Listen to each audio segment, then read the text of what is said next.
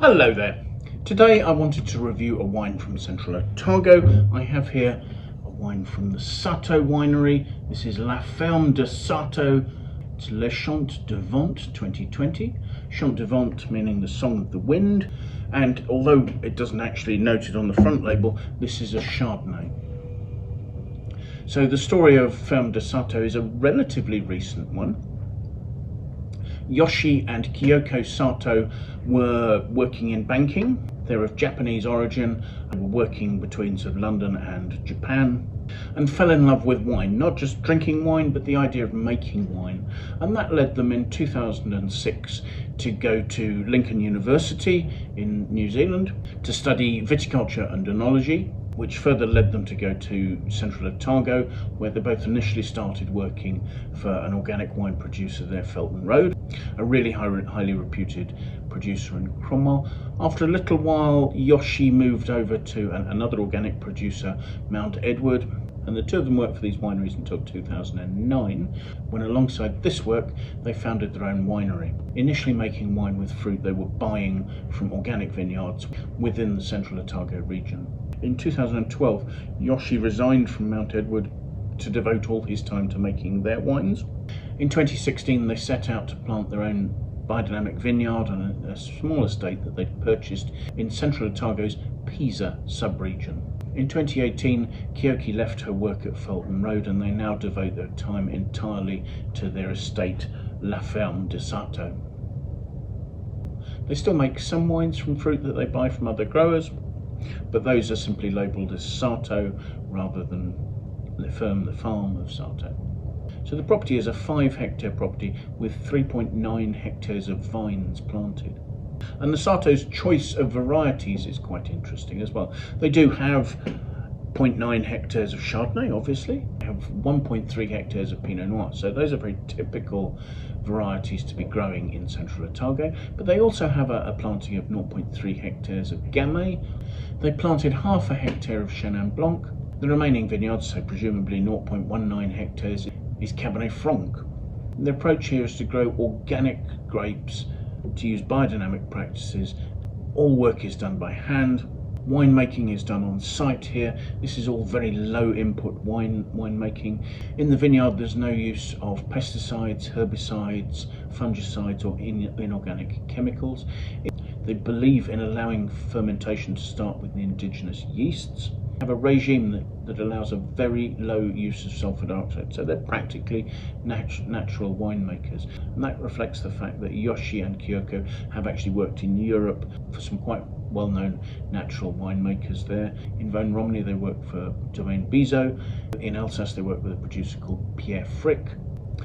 The vineyards here have an alluvial sand or silt loam soil with schistous and quartz gravels, and they look specifically for cooler sites. They believe in trying to make wines as elegantly as possible. Thus their vineyards here are east facing, just to reduce sunlight inception a little. And production is tiny. For instance, they only made 1,737 bottles of the Chant Devote in 2021. So this wine was hand-picked. So the vineyards were picked on the 5th and the 8th of April 2021.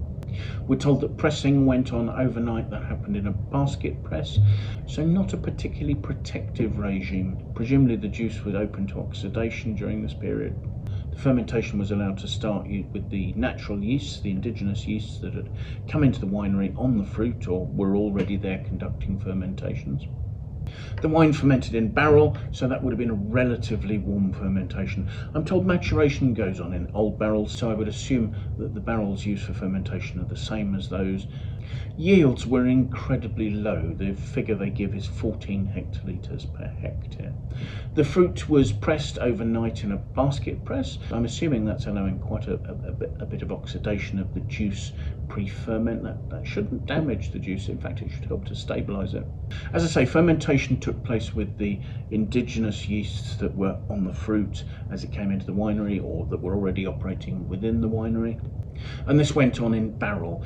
Now I'm told that the barrels the wine aged in were old French oak barrels, so I'm assuming the fermentation has gone on in the same barrels. So I'm not expecting there to be a huge new oak influence on this.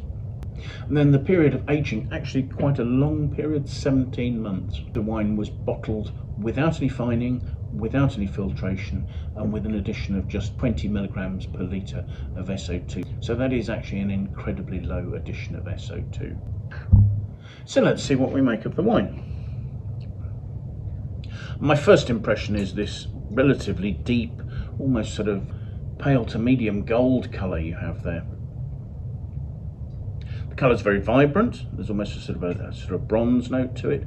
The alcohol on this is noted as being 14.6%. So I would actually have expected it to be a little more viscous. It doesn't seem to be producing tears very rarely. It is just starting to cling to the glass and produce some tears, but they're still quite reticent to form.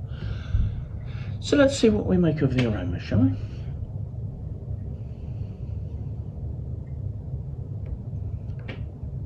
The aromas are fascinating. There's almost a sort of a slightly sort of sherried note to this, not in a bad way. It's not hideously oxidized or something like that. I mean, there's a creaminess, so that, I mean, that's from the lees in the wine as it ages. But also behind that, there's a sort of a note of dried peel, delicate notes of say, mandarin orange or something like that, quite attracted, lifted. But it's that developed high ripeness of almost marmalade-y notes. There's a lovely intensity, there's a lovely preciseness to the aromas. So let's for taste.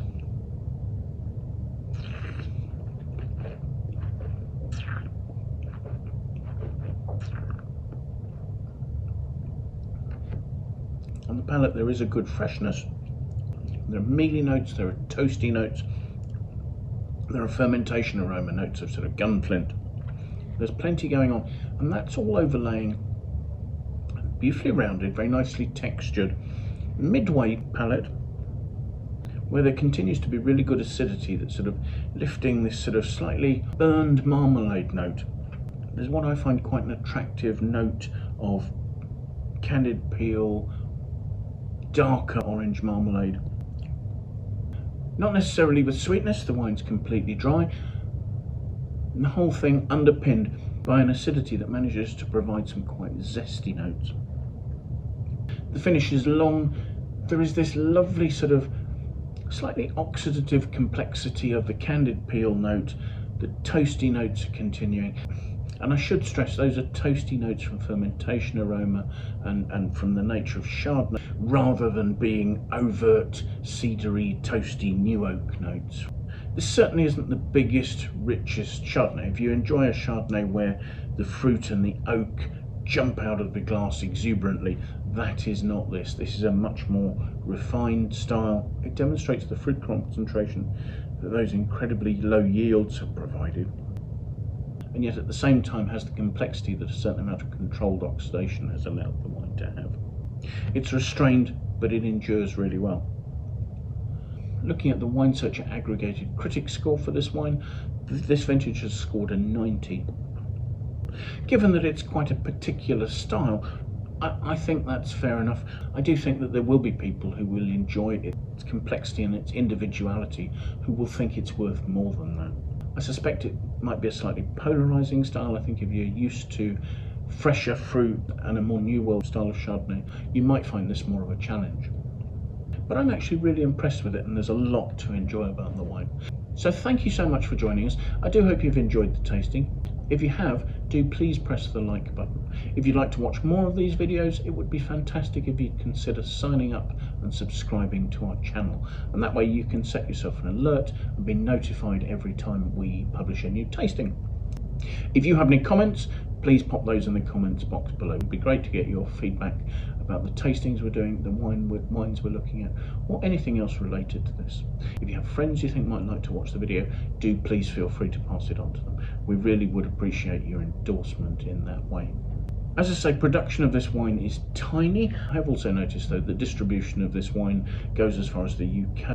I've seen offers for it on our site in Taiwan and in Japan as well as New Zealand. So it is possible to get it outside the domestic market.